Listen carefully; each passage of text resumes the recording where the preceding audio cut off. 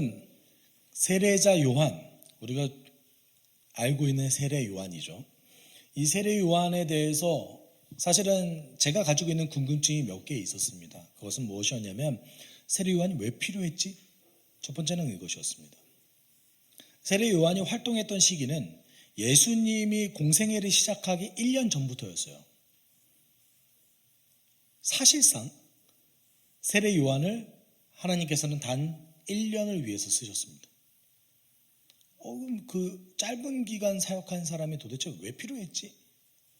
이것이 이제 저의 궁금증이었고, 그리고 세례 요한이 그렇게 짧은 기간 사역을 했음에도 불구하고 엄청난 이스라엘 백성들의 인기를 끄는 다음에 그가 사형을 당했어요. 아주 비극적으로 인생이 마무리되거든요. 그래서 그 헤롯, 분봉왕 헤롯의 파티에 목이 잘려서 쟁반 위에, 선반 위에 이렇게 올려지는 아주 비극적인 최후를 맞이하게 됩니다. 마치 내기하듯이 굉장히 하찮게 목이 잘리는 장면이 성경에 등장하게 되는 거죠.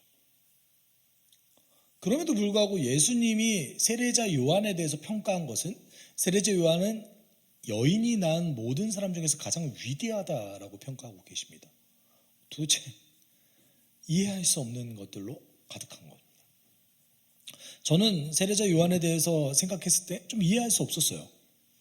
이렇게 비극적인 인생이 마무리되고, 그리고 그가 솔직히 예수님이 활동하시기 직전에 과연 필요했는가, 이것도 의문이었고, 그리고 그렇게 짧은 기간 예수님 전에 활동했음에도 불구하고 예수께서 왜 이렇게 이 사람을 위대하다라고 평가했는가. 우리는 오늘 그 부분을 좀 살펴볼 겁니다. 그리고 그 세례자 요한이 남긴 가르침 가운데 이 가르침이 사실 핵심인데, 이 가르침이 도대체 예수께서 오시기 전에 어떤 역할을 했는가를 좀 살펴봤으면 좋겠습니다. 여러분, 마태, 마가, 누가, 요한복음 모두 다 세례자 요한에 대해서 이야기하고 있습니다. 근데 여러분, 그 세례자 요한에 대해서 얘기할 때 여러분 솔직히 말하면 세례 요한 하면 떠오르는 것이 무엇입니까? 가르침이 떠오르시나요? 세례가 떠오르시나요? 당연히 세례가 떠오르죠. 이름 자체가 세례 요한인데, 그렇죠? 이거는 여러분 그 아시죠? 당시에는 성이 없었기 때문에 그 이름 앞에다가 붙이는 것을 구분하기 위한 거였어요. 요한이라는 이름이 많으니까 사도 요한도 있고 세례자 요한도 있으니까 둘 다 그냥 이름이 요한이에요. 그런데 구분하기 위해서 적어 놓은 거죠. 가끔 이제 제가 미국에 있을 때 재밌는 패밀리 네임들이 있죠. 재밌는 성들이 좀 있어요. 제가 알고 있는 한 자매의 성은 성이 굿맨이었어요. 자매인데 성이 굿맨이에요. 네. 재밌죠? 성이 뭐 파머인 경우도 있고, 네, 그런 경우 굉장히 다반합니다. 우리는 성이 뭐 이렇게 한자로 한 개로 정해져 있잖아요. 당시에는 뭔가 그 사람의 특징이 성으로 되는 경우가 많았나 봐요. 네. 그 비슷한 거예요. 세례를 많이 줬던 사람 요한. 네. 또는 그 지명을 얘기하죠. 어디에 누구. 네. 그 사람의 특징이 앞에 붙은 다음에 이름이 붙습니다. 왜냐하면 이름이 워낙 많으니까요. 여러분, 그 세례 요한을 살펴보면 그의 탄생을 살펴봤을 때에 그 성경에서 이야기하는 전형적인 레파토리가 등장합니다. 그것이 무엇이냐면 아이를 낳지 못하는 부부, 아이를 낳지 못하는 여인에 대한 이야기가 나옵니다. 여러분, 이 레파토리가 이스라엘의 선택에서부터 쓰여졌습니다. 이스라엘이 처음 부름받았을 때 이스라엘의 조상이 누구죠? 아브라함이죠. 아브라함이 부름받았을 때부터 이 임신하지 못하는 여인에 대한 이야기가 등장합니다. 그렇죠? 그래서 아브라함의 아내였던 사라는 임신하지 못했으나 하나님의 도움으로 임신을 해서 100세, 아브라함이 100세 되었을 때 이삭을 낳았습니다. 여러분, 이삭도 동일하게 이삭의 아내였던 리브가가 임신하지 못하다가 하나님의 도움으로 에서와 야곱을 낳습니다. 여러분 야곱은 임신하지 못하는 여인에 대한 레퍼토리가 있었을까요? 네, 있어요. 있습니다. 야곱이 원래 가장 사랑했던 자신의 진짜 부인이라고 생각했던 여인이 누구였냐면 라헬이었습니다. 근데 이 라헬이 굉장히 오랜 기간 동안 아이를 낳지 못하죠. 그러다가 마지막에 아이를 낳는데 그 아이가 요셉이었습니다. 그렇죠? 그리고 둘째 아이를 낳다가 죽게 되죠. 여러분, 성경은 아주 중요한 대목에서 아이를 낳지 못하는 여인에게서 하나님의 도우심으로 아이를 낳게 되는 장면을 계속해서 등장시킵니다. 왜요? 왜 그럴까요? 그렇게 태어나는 아이가 특별한 부르심을 가지고 있다라는 것을 강조하고 있는 거예요. 그 아이가 누구의 아이다? 하나님의 아이다. 그래서 이삭에 대해서 성경이 어떻게 평가합니까? 누구의 자손? 약속의 자손. 약속의 씨앗. 이렇게 표현하고 있는 거죠. 여러분, 그런 의미에서 세례자 요한도 비슷합니다. 그런 스토리가 또 하나 있죠. 삼손이 있죠. 삼손이 임신하지 못하는 여인에게서 태어난 아들이었습니다. 또 한 명이 있죠. 사무엘이 있습니다. 네. 여러분, 세례자 요한은 사무엘과 매우 흡사한 경우예요. 사무엘이 어떤 사람이었습니까? 임신하지 못하는 아내 한나에게서 태어난 아들이었죠. 그리고 하나님께 온전히 드려진 나실인으로 살아갔습니다. 여러분, 요한은 그런 사람이었습니다. 매우 특별하게 부름받았어요. 동시에 그가 가지고 있는 배경이 좀 특별한 게 하나 있었죠. 예수님과 사촌관계였어요. 예수님과 밀접한 친척관계였습니다. 근데 재미있는 것은 무엇이냐면 사무엘상 2장에도 아들을 낳은 사무엘을 낳은 한나의 노래가 기록되어져 있습니다. 그리고 누가복음에도 마리아의 노래가 기록되어져 있는데 이 마리아의 노래가 한나의 노래와 굉장히 공통점이 있고 유사해요. 근데 제가 궁금한 게 있어요. 제가 사무엘과 유사한 사람이 누구라고 그랬어요? 세례자 요한이라고 그랬어요. 그런데 왜 세례자 요한의 어머니였던 엘리사벳이 노래하지 않고 마리아가 노래할까요? 엘리사벳이 노래해야 맞잖아요. 그렇죠? 이거 차이점이 몇 개 있는데 이런 거 별로 궁금하지 않으실 수도 있는데 네. 왜 저런 것까지 궁금해하시지? 라고 생각하실 수도 있지만 상식적으로 그렇잖아요. 여러분, 닮은 사람의 어머니가 노래하는 게 맞잖아요. 그렇죠? 그럼 세례자 요한의 어머니였던 엘리사벳이 노래해야죠. 한나의 노래를. 그런데 한나의 노래를 예수님의 어머니였던 마리아가 합니다. 이유가 무엇이에요? 사무엘은 그때 당시에 그 역사를 이끌어가는 그 하나님의 역사에 대한 주인공으로서 등장했어요. 세례 요한은 주인공입니까? 아니요. 예수님이 주인공이에요. 예수님을 위해서 부름받은 사람이기 때문에 주인공의 어머니였던 마리아가 노래하는 거예요. 그러면 이 구조 속에서 우리가 뭘 알 수 있냐면 엘리사벳과 마리아, 세례자 요한의 어머니와 예수님의 어머니는 그 두 아들에 대한 역할을 확실히 알고 계셨어요. 확실히 알고 있었어요. 태어나기 전부터 하나님의 계시를 받아서 세례 요한이 어떤 역할을 할 거고 예수님이 어떤 역할을 할 건지 확실하게 알고 있었다라는 것이죠. 여러분, 그 세례 요한에 대한 예수님의 평가가 어땠냐면 마태복음 11장 11절에 이렇게 얘기하고 있습니다. 같이 읽어볼까요? 내가 진정으로 너희에게 말한다. 여자가 낳은 사람 가운데서 세례자 요한보다 더 큰 인물은 없었다. 그런데 하늘나라에서는 아무리 작은이라도 요한보다 더 크다. 여러분, 성경에 나오는 인물들 중에 가장 저평가된 사람이 누구냐면 세례 요한입니다. 솔직히 그렇지 않습니까? 여러분, 우리가 성경에 닮고 싶은 인물들 이렇게 나오잖아요. 그러면 예수님도 물론 닮고 싶지만 때로는 다윗 얘기할 때도 있고 요셉, 다니엘, 그렇죠? 그리고 신약으로 넘어오면 바울이 많이 등장하죠. 바울 또는 이제 성경을 좀 자세히 알고 계신 분들은 뭐 바나바 이렇게 얘기할 수도 있을 것 같습니다. 나는 세례자 요한을 닮고 싶습니다라고 얘기하는 분 보셨어요? 전 태어나서 한 번도 본 적이 없어요. 그런데 잘 생각해 보시면 예수님의 평가가 어떤 평가예요? 여자가 낳은 사람 가운데 가장 위대한 선지자 누구냐? 세례자 요한이다. 가장 위대하대요. 이 말이 어떤 말이에요? 세례자 요한이 누구보다 위대한 거예요? 아브라함보다 위대하다. 다윗보다 위대하다. 선지자 이사야, 엘리야, 예레미야보다 위대하다. 우리 솔직히 그 정도까지 생각하진 않잖아요. 그렇죠.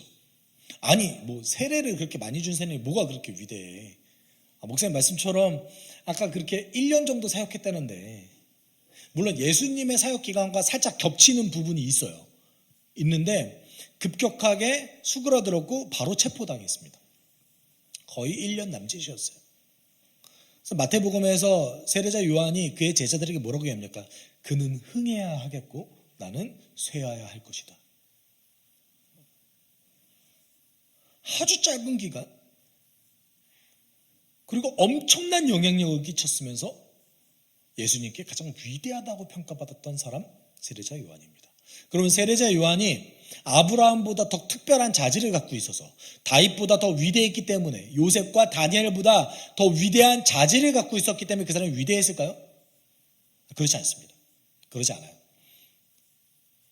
예수께서 바라보신 판단의 기준은 뭐였냐면 모든 성경의 인물들 중에서 가장 비중 있는 역할을 얘기하신 거예요. 그러면 우리가 여기서 놀라야 될 부분이 있는 거예요. 세례자 요한의 비중이 누구보다 위대한 거예요? 아브라함보다 위대한 거예요. 그 사람이 가지고 있는 역할이 세례자 요한이 했던 그 역할 불과 1년 남짓한 그 사람의 그 사역 기간이 구약 성경 수천 년의 기간 동안에 하나님의 백성이 했던 그 모든 일보다 가장 위대하다. 여러분 동의가 잘 안 되시죠? 모세보다 위대하대요. 이 말을 만약에 유대인들이 들었으면 돌 맞았을 거예요, 예수님. 그렇잖아요. 이스라엘 백성들이 가장 위대하다고 생각한 그 선지자 모세보다 세례자 요한이 위대하대요. 왜 그럴까요? 왜 그럴까요? 여러분 아주 단순한 얘기입니다. 인간의 역사 중에서 창조부터 멸망까지 인간의 역사를 한번 쭉 수평해 놓고 봤을 때 가장 역사에서 중요한 사건은 무엇이냐면 예수께서 오셔서 죽으신 일이에요. 가장 중요해요. 그리고 그 가장 중요한 역할에 기여한 사람이 누구예요? 세례 요한이에요. 유일한 사람이에요. 유일한 사람. 메시아의 역할에 기여한 유일한 사람. 아무도 없습니다. 위대할 만하죠. 위대할 만하지 않아요? 위대할 만해요. 근데 우리는 여기에 강조점이 어디에 있는지 좀 살펴봐야 돼요. 이 말씀에. 강조점이 어디 있어요? 우리 보통 A, but B 구문에서 A가 더 강조됩니까? B가 더 강조됩니까? but 다음부터가 강조되죠. 그러나 하늘나라에서 아무리 작은이라도 요한보다 더 크다. 그러면 이미 임한 하나님 나라에서는 요한보다 하나님 나라의 백성, 이미 임한 나라를 살아가는 모든 하나님 나라의 백성이 더 위대하대요. 어라? 여기 계신 하나님, 이미 임한 하나님 나라를 살아가고 계신 여러분, 세례자 요한보다 위대하대요. 속으로 생각하시겠죠? 그럴 리가. 저도 이 말씀을 보면서 속으로 생각합니다. 그럴 리가. 예수께서 하신 말씀이 무엇일까요? 우리가 세례자 요한보다 더 자질이 탁월했을까요? 우리가 세례자 요한보다 더 하나님을 사랑했을까요? 아니요. 제가 아까도 말씀드렸죠. 이 말씀의 기준이 어디 있어요? 뭐예요? 역할. 메시아의 길을 예비했던 세례자 요한보다 메시아의 공동체를 살아내면서 메시아를 전하는 우리의 역할이 더 위대하다. 이 정도면 아멘 나와야 되는 거 아닙니까? 이 정도면 예수님의 평가예요. 여러분, 제가 평가한 거 아니에요. 예수님의 평가입니다.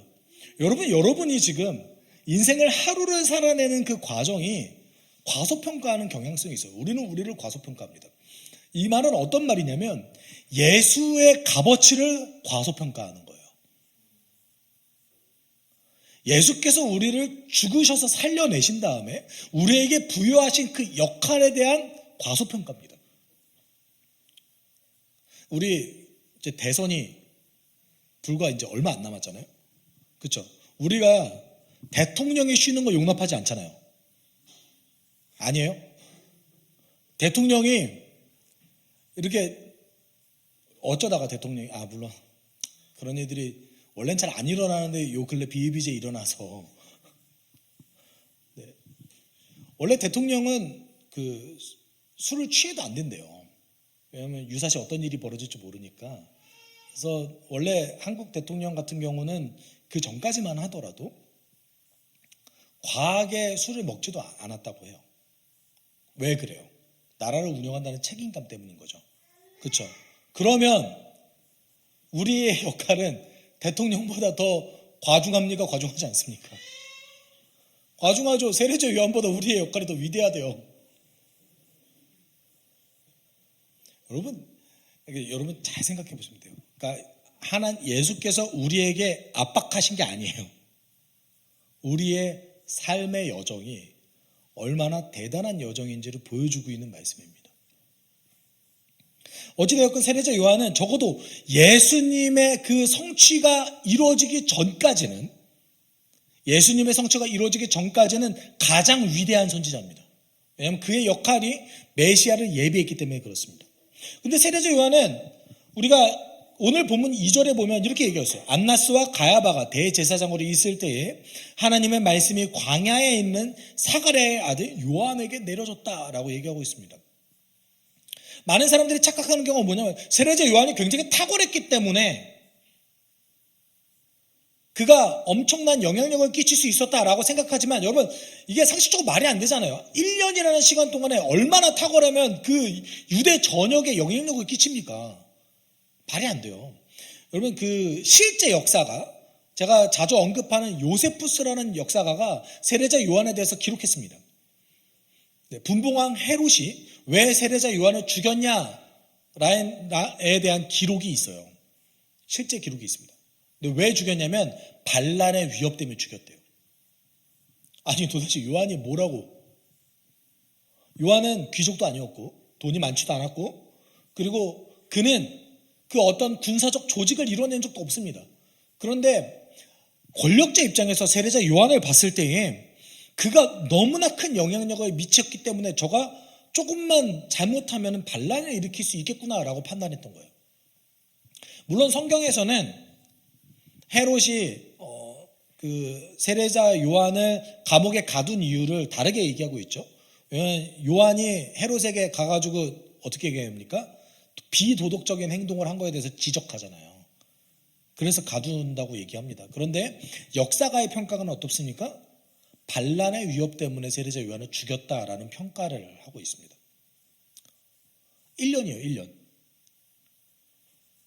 주도적으로 역할을 한 건 1년 남짓입니다.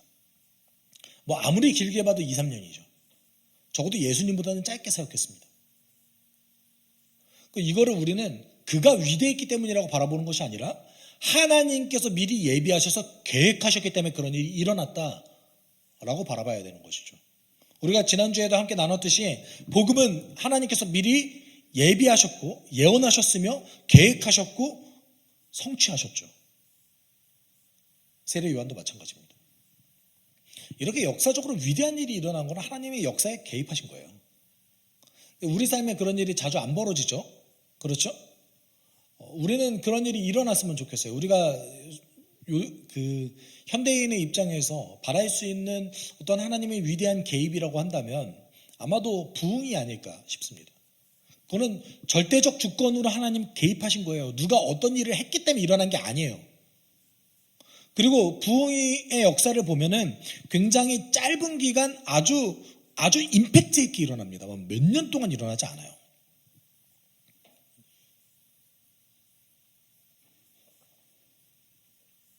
그것을 인간이 엄청나게 노력했기 때문에 일어난 겁니까? 아니요. 하나님이 개입하신 거예요. 세례자 요한의 삶도 그렇죠. 네. 그러면 오늘 2절에서는 하나님의 말씀이 광야에 살고 있는 요한에게 내렸다라고 얘기했습니다. 그러면 광야에 살고 있다. 어디 사막과 같은 곳에 살고 있다.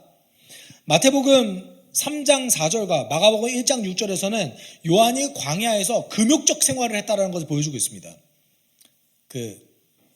과거 번역에서는 어떻게 설명하고 있죠? 뭘 먹었대요? 요한이? 메뚜기와 석청. 여기서 얘기하는 메뚜기가 뭘 얘기할까요? 우리가 알고 있는 그 메뚜기? 날아가서. 그럼 메뚜기가 내 주식이 되려면 하루에 몇 마리를 잡아야 주식이 될 수 있을까요? 여러분 우리나라처럼 그렇게 메뚜기가 그 나라에 여러분 잘 생각해보세요. 메뚜기가 보통은 벼 농사하는 곳에 많잖아요. 우리나라 메뚜기 잡는 거 그렇게 어렵지 않잖아요. 우리의 상식으로는 그럴 만하지. 여러분 광야에 벼가 어디 있습니까? 사막에 벼가 어디 있어요? 그러면 메뚜기 잡으려면 얼마나 힘들겠어요. 하루 종일 메뚜기만 잡아도 내 배를 못 채울 거예요. 여기서 나오는 메뚜기는 헬라어 번역으로 하면은 쥐엄 열매입니다. 쥐엄 열매. 식물이에요, 식물. 네. 콩이랑 비슷한 번역이 잘못된 거예요. 쥐엄 열매예요, 쥐엄 열매. 그리고 쥐엄 열매와 여기 석청이라는 말보다는 여기 들꿀이라고 번역했는데 이게 정확한 말입니다. 벌꿀 아니에요. 야자수 열매가 있습니다. 대추야자 열매라고. 먹으면은 되게 달아요. 이 대추야자 열매가 자연스럽게 시간이 지나서 시럽이 되는 경향이 있습니다. 대추여자 열매의 시럽을 먹은 거예요. 그러면 어찌되었건 지금 세례자 요한은 광야에서 어떤 행동을 한 겁니까? 굉장히 금욕적으로 살았어요. 그리고 이스라엘 백성들이 광야에 거주하는 공동체들이 있었는데 그 공동체들은 이사야 말씀을 중심으로 하나님의 때, 주의 날을 기다렸습니다. 다른 얘기로 하면 심판과 멸망을 기다렸어요. 왜요? 뭘 소망하니까? 이사야에 기록된 새하늘과 새 땅을 소망했기 때문에. 저는 개인적으로는 이단들이 선점한 단어들 중에서 굉장히 좋은 단어들이 있는데 너무 화가 나요. 저 단어를 못 쓰겠어. 그렇잖아요. 새하늘과 새 땅, 새 단어로 뭡니까? 세 자로. 신천지잖아요. 이거를 못 쓰겠어요. 네. 교회도 이제 하나님의 교회 못 쓰겠어요. 그렇죠? 그래서 우리는 그리스도의 교회라고 씁시다. 네. 이게 더 성경적이죠. 네. 여호와의 증인이라고 하지 말고 그리스도의 증인이라고 합시다. 네. 세례자 요한은 금욕적 삶을 살았습니다. 그리고 다른 유대인들과 다르게 종말론적 메시아를 기다렸어요. 심판하시는 메시아를 기다렸어요. 이게 어떤 의미가 있냐면 많은 유대인들, 대다수의 유대인들은 어떤 메시아를 기다렸냐면 다윗을 기다렸어요. 로마 제국의 압제에서 우리를 독립시켜줄 그 사람을 기다렸습니다.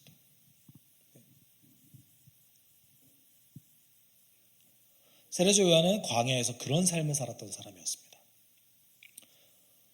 그 사람에게 하나님의 말씀이 임하자 요한은 요단강을 근처로 계속해서 주의 말씀을 전하는데 3, 4절 이렇게 얘기하고 있습니다. 같이 읽어볼까요? 요한은 요단강 주변 온 지역을 찾아가서 죄사함을 받게 하는 회개의 세례를 선포하였다. 그것은 이사야의 예언서에 적혀있는 대로였다.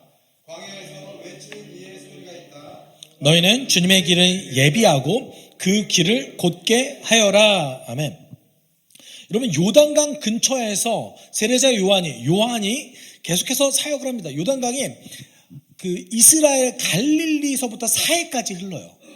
거의 이스라엘의 그 위부터 아래까지 흐르거든요. 우리로 따지면은 대략 그 의정부에서 부산 직전까지 흐르는 거예요. 그리고 국경선 역할을 했습니다.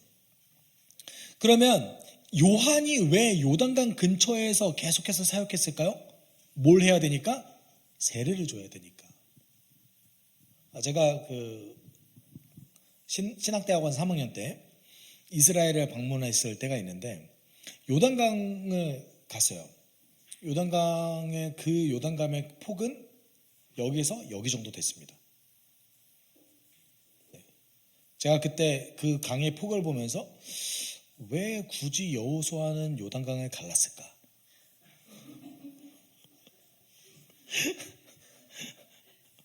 제가 되게 이상한 생각을 하나요?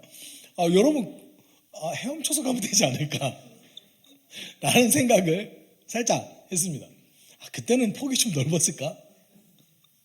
어떤 의미가 있었을까? 하나님께서 자신의 기적을 보여주신 거예요. 모세를 대신하는 사람으로서의 여호수아의 권위와 하나님의 뜻을 위해서. 그런데 그 요단강에서 그 동방교회 사람들, 개신교는 아니지만 기독교의 한 부류죠. 동방교회 사람들이 세례를 주고 있더라고요. 야, 이 지역 사람들은 요단강에서 세례를 받는구나. 물론 그 사람들에게 그렇게 특별한 일이 아니겠지만 저는 좀 감회가 새로웠습니다. 혹시라도 요단강에서 내가 세례를 주는 일이 있을까? 그런 생각이 들더라고요. 여러분, 그 요단강 근처에서 세례자 요한은 세례를 주기 위해서 요단강 근처에서 갈릴리부터 유대 전역까지 아마 사역했을 겁니다. 그리고 그가 어떤 일을 했대요? 여기서 가장 중요한 단어가 있습니다. 죄사함을 받게 하는 회개의 세례를 선포했다. 이거 되게 이상한 말이에요. 왜 이상할까요? 여러분, 우리가 회개기도 하면 죄사함을 받을 수 있습니까? 우리의 회개기도는 죄사함을 받게 하는 능력이 있습니까? 그런 거 아닙니까? 우리가 죄를 고백해야 하나님께서 용서해 주시는 거 아닙니까? 제가 보기를 드릴게요. 우리의 죄는 언제 사함 받을까요? 첫 번째, 우리가 죄를 고백해서 회개할 때. 하나님이 그때 우리를 용서하신다. 이게 1번입니다. 2번, 예수의 십자가에서. 죄사함을 이미 우리는 받았다. 3번, 모르겠다. 그게 뭘 중요하냐? 뭐 그렇게 생각하실 수 있어요. 네. 어떤 것 같으세요? 1번이에요, 2번이에요? 지금 1, 2, 3번, 제가 3번, 죄송해요. 1번, 2번이 뭔지 모르시고 계신 거 아니시죠? 우리는 언제 죄사함 받았습니까? 예수 그리스도의 십자가에서 이미 우리의 죄가 사함 받았다. 이게 우리의 믿음입니다. 갈라디아서 2장 20절에서 바울이 뭐라고 합니까? 내가 십자가에 못 박혔으니 그런즉 이제 내가 사는 것이 아니라 날 위해서 십자가에 달리신 그분이 사시는 것이라. 죄사함 우리는 이미 받았죠. 근데 세례자 요한이 얘기하는 이 선포가 이상한 거예요. 죄사함을 받게 하는 회개의 세례를 선포했다. 그러니까 이 세례가 우리가 생각하는 신자가 됐다라는 세례의 의미가 아니라 죄사함을, 용서를 구하는 세례의 종류였다라는 거예요. 이것이 이제 광야에 당시에 거주하고 있었던 큰 공동체가 많이 사용했던 방식이었습니다. 당시 유대인들이 사용했던 방식이었어요. 왜냐하면 우리가 죄를 지을 때 보통 율법에 따르면 어딜 가야 돼요? 성전에 가서 번제를 드려야 돼요. 속죄제를 드려야 돼요. 근데 모든 사람이 항상 성전에 갈 수 없잖아요. 그러면 그때에 하나님께 나의 죄를 고백해서 죄사함을 받기 위한 어떤, 그럼에도 불구하고 노력을 해야 될 거 아닙니까? 그때 사용했던 방법 중에 한 분파가 사용했던 방법이 뭐였냐면 광야에서 많이 사용하는 세례의 방법이었어요. 그러니까 우리가 생각하는 그 세례와 세례자 요한이 생각하는 그 세례가 좀 다른 종류의 세례입니다. 그래서 또 한 가지 측면은 뭐냐면 여기서 얘기하는 죄사함과 우리가 얘기하는 죄사함이 달라요. 왜 달라요? 이때 아직 어디 전입니까? 예수께서 십자가에서 죽으시기 전이잖아요. 그렇죠. 네. 여기서 죄사함을 받게 하는 회개라는 것은 내가 내 삶을 돌이켜서 하나님께 나아가는 겁니다. 내 삶을 돌이키는 것, 내 죄를 고백하는 것. 여러분 세례 때 왜 물속에 원래 기본적으로 세례는 물에 깊이 담그거든요. 왜 담글까요? 잠시 내가 죽는다는 표현이에요. 네. 죄 죽임을 뜻합니다. 잠시 내가 죽는다. 일어났을 때 내가 다시 산다라는 뜻입니다. 누구의 공로로? 예수 그리스도의 공로로. 개인적으로는 그 침례교회 세례를 전 부러워합니다. 네. 이렇게 세례할 때마다 푹 담갔으면 좋겠어요. 네. 개인적으로는 보통 침례교는 그 강단에 그래서 물을 이렇게 받아두는 공간이 있죠.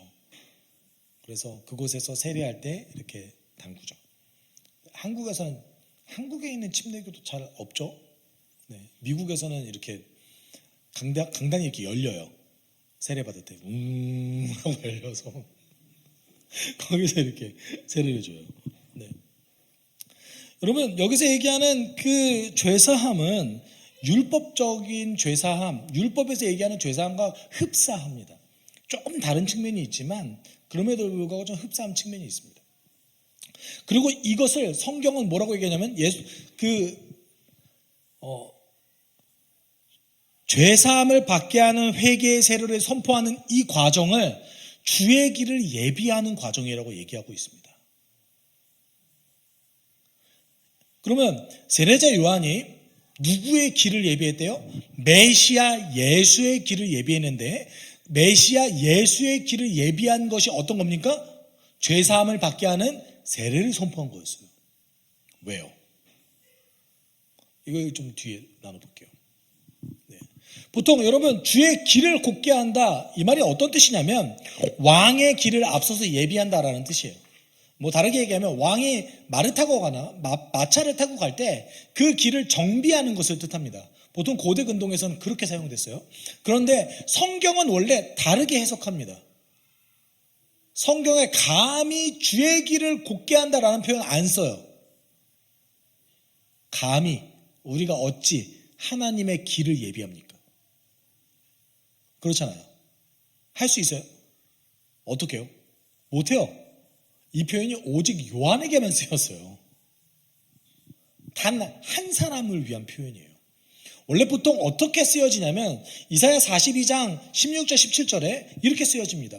눈먼 나의 백성들을 내가 인도할 것인데 그들이 한 번도 다니지 못한 길로 인도하겠다.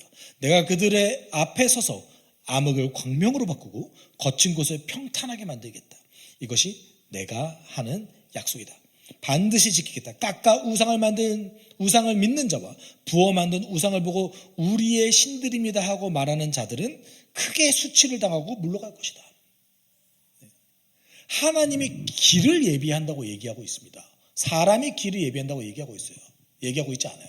그러면 다르게 얘기하면 주의 길을 예비했던 이 요한은 결국은 하나님을 대신해서 그가 인간으로서 주의 길을 만들어내는 거예요. 사실 여호와께서 하시는 거예요. 어떤 일을 하는 거예요? 근데 주의 길을 예비하는 것에 뭐가 들어있어요? 이사야 말씀에 심판이 들어있어요. 심판. 세례자 요한이 그래서 뭐라고 얘기했어요? 심판을 선포했죠. 그러니까 이사야 말씀에 있었던 이 말씀을 받아서 주의 길을 예비하는데 하나님이 인도하시는 그 길을 인간인 요한이 대신해서 만들어가기 시작하는데 그 길이 뭡니까? 회개와 심판에 대한 선포예요. 7, 8절에 요한의 선포에 대해서 들어져 있습니다. 요한은 자기에게 세례를 받으러 나오는 무리에게 말하였다. 독사의 자식들아, 누가 너희에게 닥쳐올 진노를 피하라고 일러주었더냐. 회개에 알맞은 열매를 맺으라. 너희는 속으로 아브라함은 우리 조상이다 하고 말하지 말아라. 내가 너희에게 말한다. 하나님께서는 이 돌들로도 아브라함의 자손을 만드실 수 있다. 요한이 선포한 회개, 뭘 처음 얘기하고 있죠? 너희들이 당연하다고 생각했던 하나님의 은혜는 사실 당연한 게 아니다. 너희들은 하나님의 선택받은 백성이라고 당연하게 여기지 말아라. 독사의 자식들이라는 표현은 하나님의 반대되는 자들을 뜻합니다. 너희들은 하나님과 반대된 자들이다. 여러분, 마태복음에 의하면 세례 요한에게 정말 각계각층의 모든 사람들이 다 왔다고 해요. 두 종류의 사람만 나타나지 않았습니다.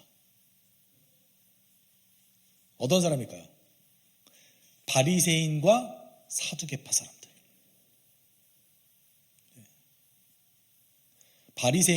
바리새인과 율법교사는 한 무리예요. 그리고 제사장의 무리들.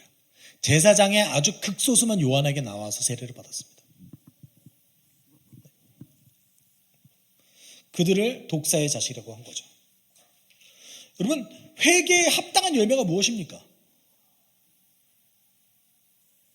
아주 구체적으로 세례자 요한이 얘기하기 시작하는데 11절의 세례에 합당한 열매를 아주 자세히 보여주고 있어요. 요한은 그들에게 대답하였다. 속옷을 둘러 가진 사람은 없는 사람에게 나누어 주고 먹을 것을 가진 사람은 그렇게 하여라. 회개에 합당한 열매를 뭐라고 얘기하고 있어요?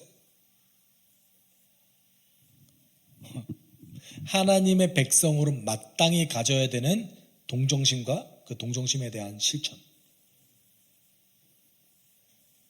다르게 얘기하면 레위기에서 얘기했던 내 이웃을 내 몸과 같이 사랑하라. 여러분, 세례자 요한은 종교적 실천을 얘기하지 않았습니다. 조금 더 정성 들여서 제사를 드리지 말아라, 제사를 드려라 이렇게 얘기하지 않았어요. 조금 더 하나님께 제물을 많이 바쳐라 라고 말하지 않았습니다. 어떻게 얘기했어요? 너희가 하나님께 삶을 돌이켰다면 그 돌이킨 삶에 대한 합당한 열매를 맺어라.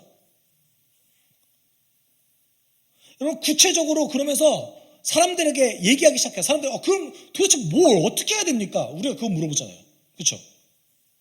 알겠어요. 저도 제 삶에 열매를 맺고 싶어요. 그럼 도대체 뭘 어떻게 해야 됩니까?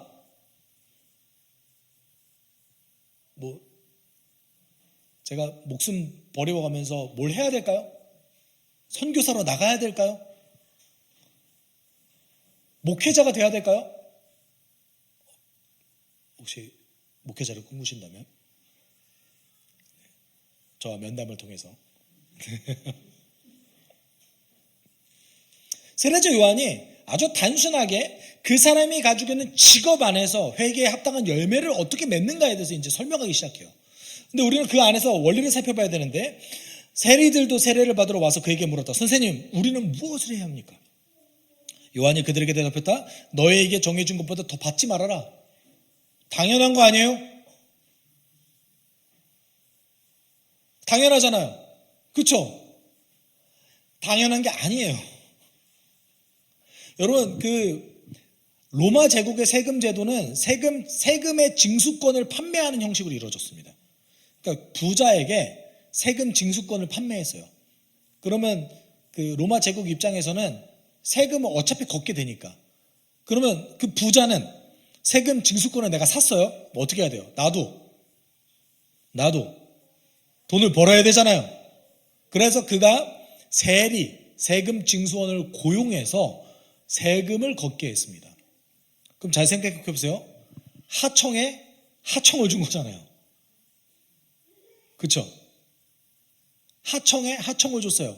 그러면 중간에 뭐가 필요해요? 유통마진이 필요하죠.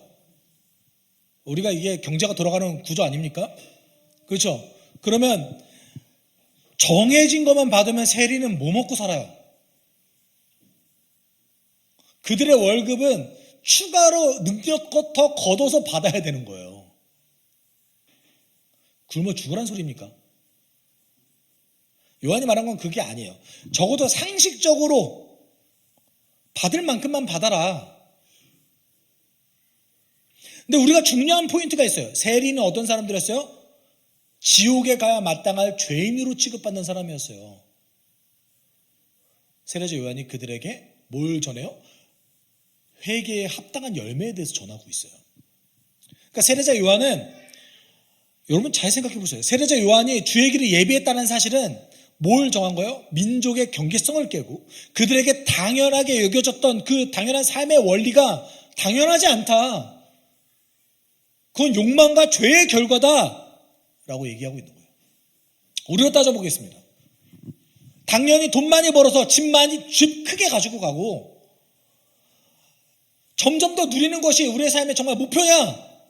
당연하지 않다. 그걸 얘기해주고 있는 거예요. 또 한 가지 군인에 대해서도 얘기합니다. 군인들도 그에게 물었다. 그러면 우리들은 무엇을 해야 하겠습니까? 요한이 그들에게 대답하였다. 아무에게도 협박하여 억지로 빼앗거나 거짓 고소를 하여 빼앗거나 속여서 빼앗지 말고 너의 봉급으로 만족하게 여기라. 당연한 거 아니에요? 우리의 기준으로 보면 너무나 지극히 당연한 말이어서 이걸 왜 얘기해?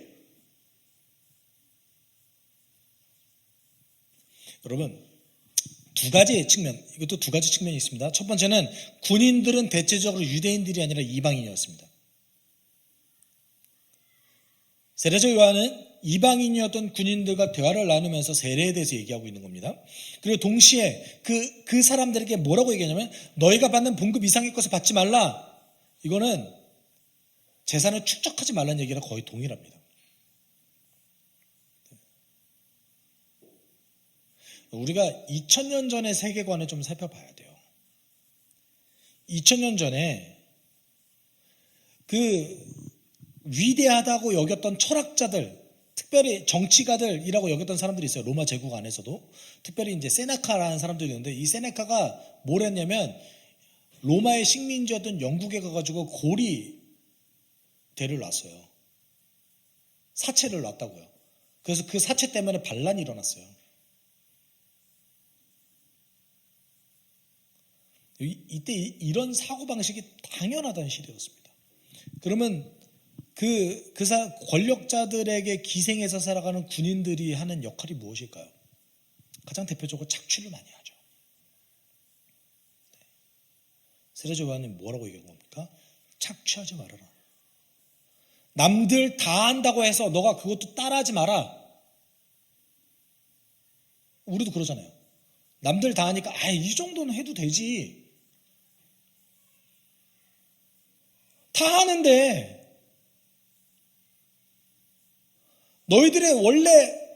너희들이 꿈꿔왔던 그 삶이 욕망의 결과라는 것을 인정해라.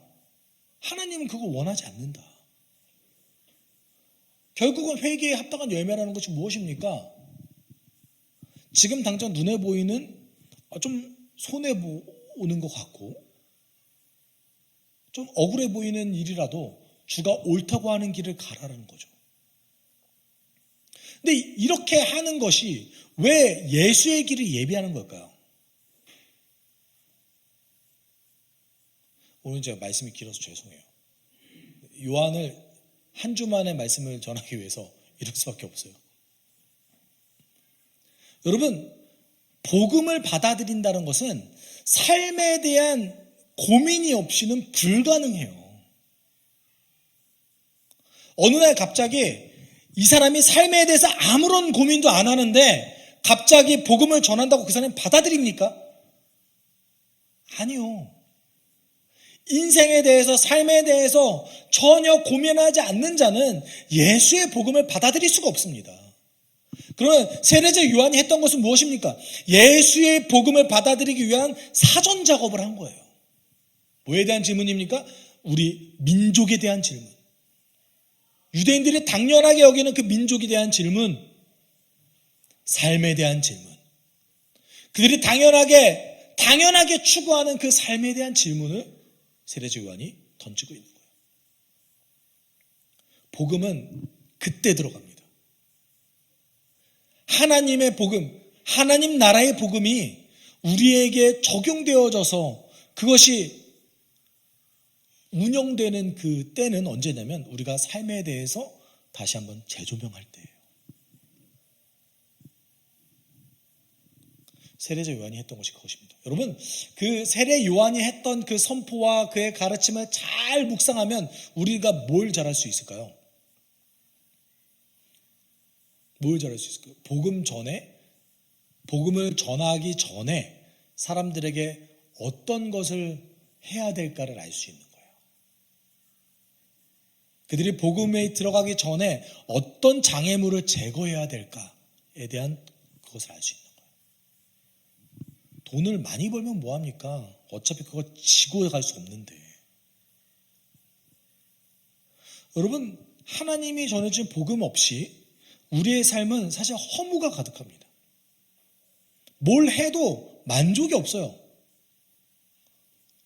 아무리 좋은 집, 아무리 좋은 차를 타도 타본 적은 없지만 한번 타봐서 저도 그 허무함을 경험해보고 싶지만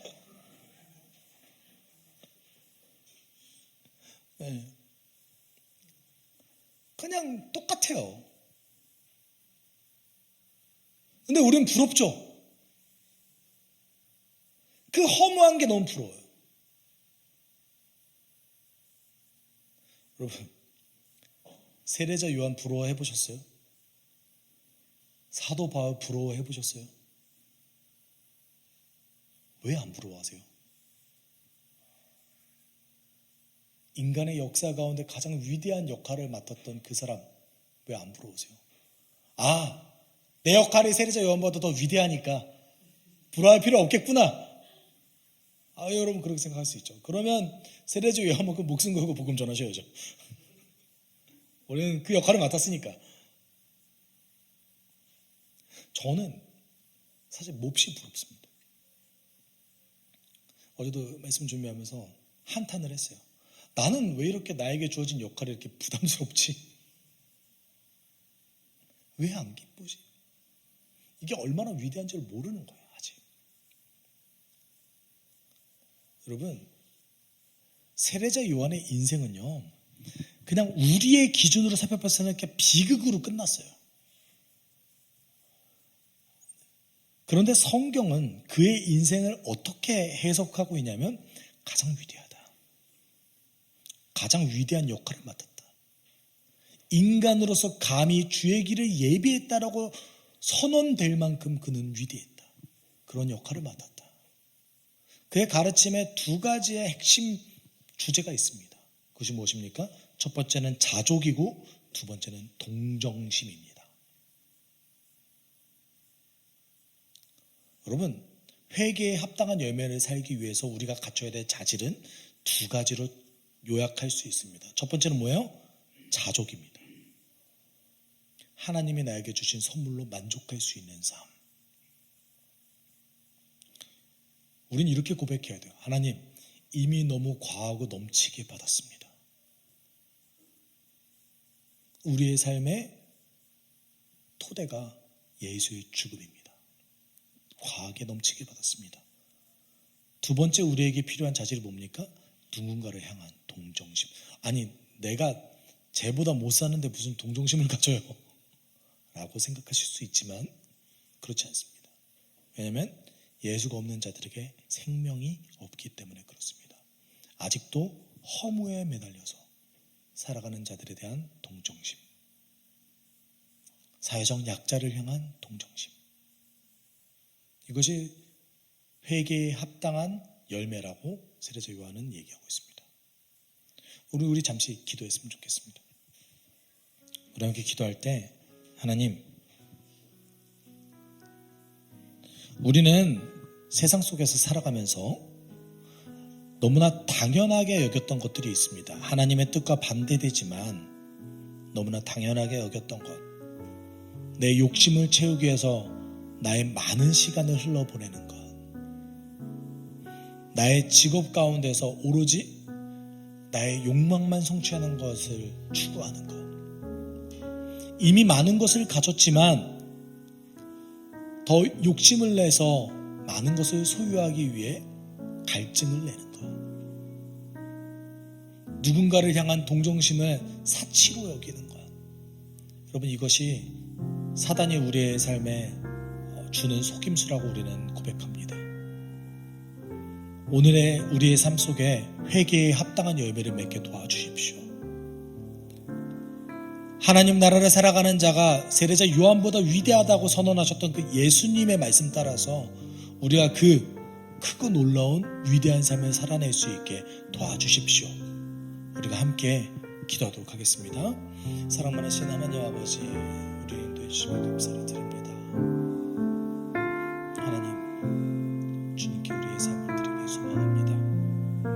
하나님, 세례자 요한이 역사 가운데 가장 위대한 역할을 했다고 예수님 선언하셨습니다. 그렇지만 복음의 능력 가운데 서 있는 우리, 이미 임한 하나님 나라 가운데 서 있는 우리가 하나님 그 세례자 요한보다 더 위대한 역할을 맡았다고 얘기하고 있습니다. 하나님, 우리가 그 역할을 맡은 자로서 책임 있게 헌신하여 하루를 살아내게 주님 도와주십시오. 자족할 수 있게 하여 주시고 누구를 향한 동정심을 가지게 하여 주시고 하나님께서 우리에게 주셨던 그 놀라운 선물들을 우리 삶에서 잘 온전히 녹여내서 살아낼 수 있게 주님 도와주십시오. 하나님, 우리의 삶의 그 토대는 예수의 죽음과 부활에 있습니다. 우리는 결코 갈지 않습니다. 우리의 삶 전혀 하찮지 않습니다. 하나님, 너무나 놀라운 그 축복을 주신 당신의 그 놀라운 부르심에 우리가 순종할 수 있게 주님 도와주십시오. 하나님, 우리 가운데 함께 해주심에 감사를 드립니다. 인도해 주십시오. 사랑이 많으신 하나님 아버지 감사합니다. 하나님, 인간으로서 메시아의 길을 예비했다라고 인정받은 그 세례자 요한, 가장 인간으로 위대한 역할을 부여받은 그보다 주의 복음을 받아들여서 하나님 나라, 이미 임한 하나님 나라를 살아내는 자들의 역할이 더 위대하고 더 중요하다고 예수님 선언하셨습니다. 하나님, 우리가 얼마나 놀라운 것을 누리고 있는지 우리의 매일의 삶 속에서 기억하게 주님 도와주십시오. 그리고 그 삶을 살아내는 사람으로서 책임감 있게 회개에 합당한 열매를 맺게 주님 도와주십시오. 우리가 가진 것에 자족하게 하여 주시고 누군가를 향한 동정심을 품게 하여 주셔서 복음을 전하는 자, 그 복음을 살아내어서 누군가에게 삶으로 설득할 수 있는 자 되게 우리를 인도하여 주옵소서. 모든 것 감사드리며 거룩하신 예수 그리스도의 이름으로 기도드립니다. 아멘. 주 예수 그리스도의 은혜와 하나님의 사랑과 성령의 교통하심이 하나님 나라를 살아내려고 복음에 합당한 삶을 살아내기를 소망하는 숲속교회 성도들 위해 함께 있을지어다. 아멘.